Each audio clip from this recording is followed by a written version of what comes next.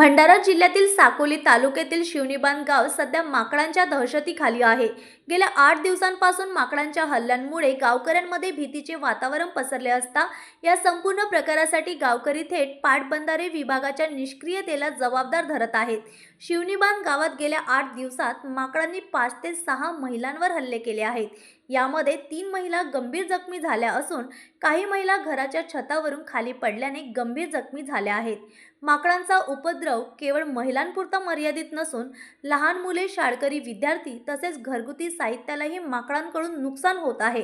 अनेक घरातील वस्तू फोडण्यात आल्या असून काही घरांच्या कवेलूंनाही तडा गेला आहे। गावातील या समस्येचे मुख्य कारण म्हणजे शिवणीबांध येथील पाटबंधारे विभागाच्या कार्यालयाजवळील झाडे, जिथे माकड मोठ्या प्रमाणावर वावर करत असून रात्री मुक्काम देखील करतात आणि सकाळी हीच माकडे गावात शिरून दहशत माजवत आहेत। गावकऱ्यांनी याबाबत वारंवार तक्रारी दिल्या। ग्रामपंचायतीतून ठराव देखील मंजूर करण्यात आला, मात्र तरीही पाटबंधारे विभागाकडून कोणतीही ठोस कारवाई करण्यात आलेली नाही। यावेळी नागरिकांचा थेट सवाल आहे की जर झाडे कापली नाही तर माकडांच्या हल्ल्यात घडणाऱ्या घटनेला जबाबदार कोण? पाटबंधारे विभागाकडे यांची वारंवार मागणी होत आहे।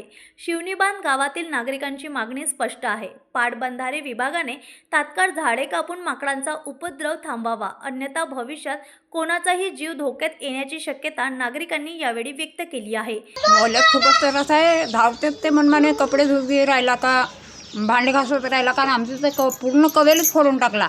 किती दिवसापासून त्रास आहे सध्या माकडांचा? 12 महिने होती। 2-4 वर्ष झालं सांगतो। 2-3 ॲप्लिकेशन लिहून झाले ते, पण ते झाडं काही तोडत नाही। जे पाटबंधारे विभागाचे जे माणसं आहेत ते दुर्लक्ष करत आहेत असं वाटतं का तुम्हाला? ते तोडतच नाही। 2-3 अर्ज झाले देऊन सन्या।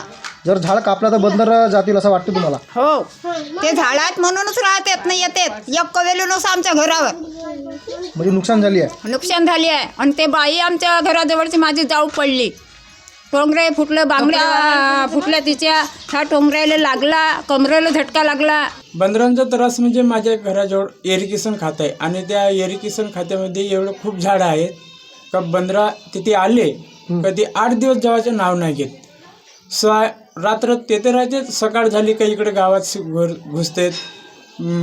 बाई माणूस पोरगा दिसला कधी धावत येते। त्या दिवशीच माझ्या घराकडची म्हणजे माझी काकूच सलापून बंदर धावला, कपडा बाहेर टाकत होती, ते पडायला गेली तर तशीच सलापून खाली पडली।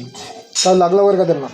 थोडंसं कमरेला ना पायाला लागलं आहे। तर हा जे माकडांचा नेहमीच धुमाकूळ असते का गावात? नेहमीच तर तुम्ही माझ्या गावात कोणालाही विचारा, ह्या माकडाचा धुमाकूळ नेहमीच असतो आणि रोजच राहतो। त्याचं कारण काय असलं पाहिजे? जे बंगल्यावर झाडं आहेत, कारण म्हणजे बंगल्यावर जे झाडं आहेत आणि ते त्याची राहायची जागाच झाली आहेत ना, आले शिवारातून का तिथेच राहतात, त्याच्या बाहेर जात नाही। त्याच्यामुळे तो बंगल्यातली झाडं काटणे हे आवश्यक आहे। न्यूज एक्सप्रेस करिता आकाश नंदागवडी, भंडारा।